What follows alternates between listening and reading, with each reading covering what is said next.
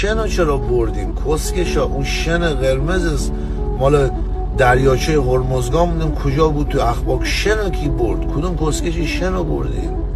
شنو بردین؟ شنو برای چی بردین آخه؟ کلیه بچه تو رو مگه کی برداره ببره؟ کلیه جاش تو شکم بچته. شنو چرا بردی آخه؟